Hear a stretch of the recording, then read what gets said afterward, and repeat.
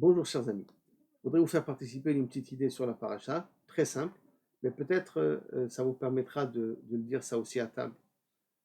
C'est d'essayer de comprendre qu'est-ce qu'il y a de spécial chez le Ham Israël. Dans la paracha de Kedoshim, il y a marqué Daber Hashem el Moshe lemor, là donc il a dit à Moshe, Daber el kol adat ben Israël, parle à toute la communauté. Toutes les communautés, adat c'est 10 dans toutes les communautés d'Israël, V'amart alem Kedoshim tiyu. Soyez saints, ki kadosh ani Hashem Elokechem, car moi je suis saint. Bien entendu, la question c'est pourquoi avoir besoin de parler à tout le clan Israël. Deuxièmement, qu'est-ce que c'est dire quoi Tihiyu, c'est un ordre ou c'est un conseil? Troisièmement, qu'est-ce que ça veut dire après Ki kadosh ani Hashem Elokechem, car moi, votre Dieu, est kadosh. Explique le Sfat Emet, va aussi dans un petit peu Rashi, que ici on a la base de la définition qu'est-ce que c'est le Ham Israël.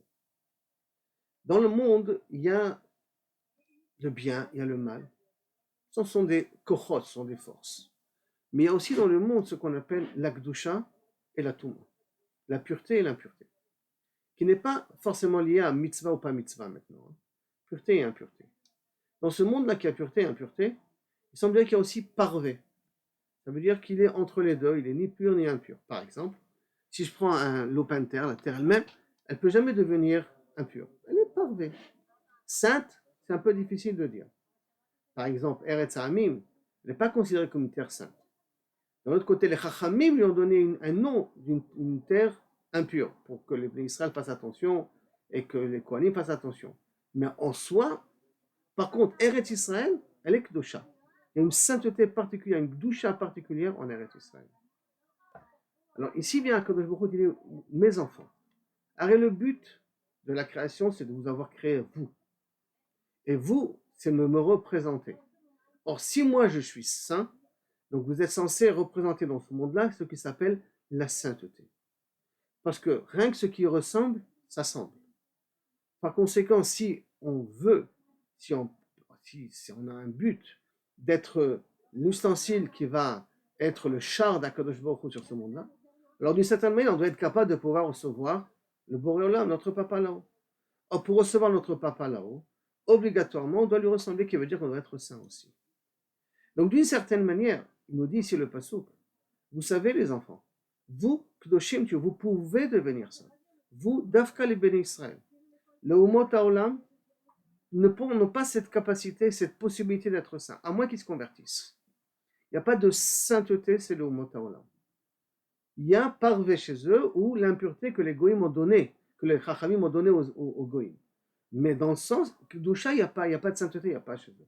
Par contre, vous avez la possibilité d'être saint, qui veut dire que si vous avez la possibilité d'être saint, vous avez la possibilité aussi d'être non saint, donc impur. Ça, c'est quelque chose de spécifique pour le béni Israël. Par conséquent, je viens et je vous demande, puisque moi je suis saint, et moi je veux résider parmi vous, alors je vous demande, je vous conjure, je vous en supplie, soyez vous aussi saints. Comme ça, à ce moment-là, le but de la création, qui est de l'expression d'Akadosh Baruch Hu sur terre, se réalisera à travers le béni Israël, à travers le peuple. Maintenant, comment devenir saint? Quels sont les éléments de devenir saint? Alors vous savez tous très bien qu'il y a deux explications, celle de Rashi et celle du Ramban. Celle de Rashi, il dit, étant donné qu'on voit souvent que le mot Kedusha est lié à tout ce qui concerne les harayot, l'adultère, par conséquent, la nécessité ou le travail qui nous amènerait à recevoir de la Kedusha est obligatoirement doit passer par la restriction de ce qui s'appelle l'adultère, le problème de relations hommes et femmes. Et si vous remarquez bien, quand Rashi dit Kedoshim tiyu heyu purushim, donc éloignez-vous, mina harayot ou mina avera, des harayot, donc de tout ce qui est les rapports sexuels interdits, ou min ha-avera, et de la faute. De quelle faute tu parles? Parce que si tu m'as déjà dit des harayot, donc tous les rapports sexuels interdits, donc tu as déjà inclus la averot. Sauf si Rashi nous va un peu plus loin. Il faut aussi être farouche, des choses qui rentrent dans la catégorie de Avera et qui n'est pas directement liées au harayot. Peut-être Shmirat Negia, peut-être aussi de faire attention au Tatoua, qu'est-ce qu'on fait ici avec les yeux? Ça veut dire que si on se protège et qu'on a que des relations permises et qu'en même temps on fait attention à notre cerveau et à nos yeux, alors à ce moment-là, cette doucha-là qu'on instaure chez nous, par cette doucha, ce travail qu'on a fait de protéger notre cerveau, ne pas penser à des choses interdites et ne pas voir des choses interdites, permettra à Kadosh Baruch Hu de rentrer en nous. C'est pour ça que quand elle avait posé la question à Baba Saleh, comment tu arrives à ce que tu es arrivé, il a dit les yeux, les yeux. Brit Mila aussi, mais les yeux, bouche, Brit Mila, les trois choses importantes qui amènent de l'Akdoucha, c'est le juif. Spécifiquement, c'est le juif. Alors, on vient de dire à Kadosh Baruch Hu, je suis saint, je veux être parmi vous.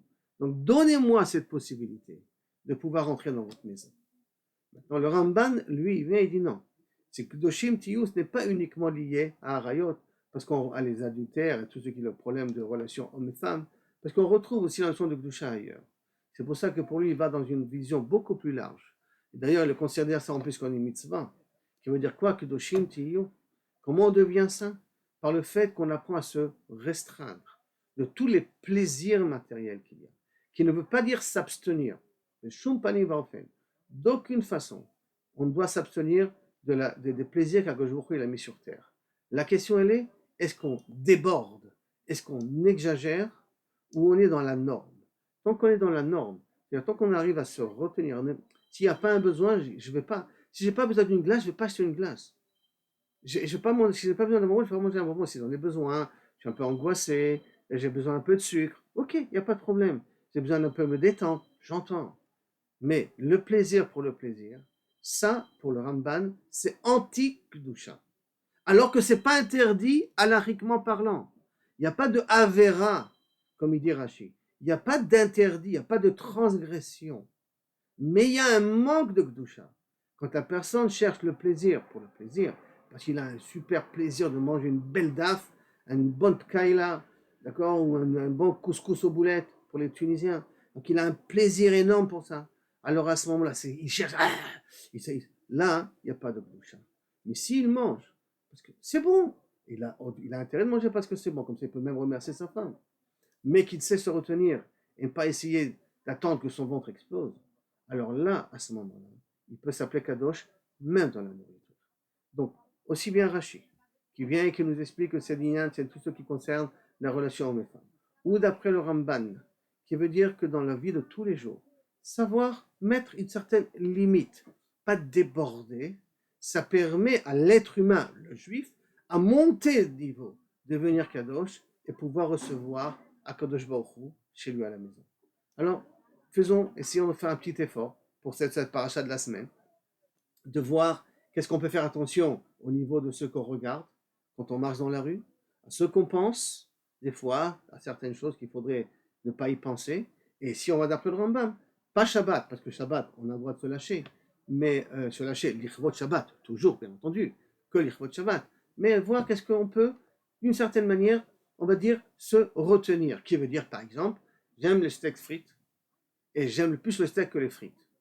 Alors je commencerai par les frites et je terminerai par le steak. Il va se refroidir, c'est pas grave. Je fais une petite restriction. Je mangerai mon steak, mais une petite restriction.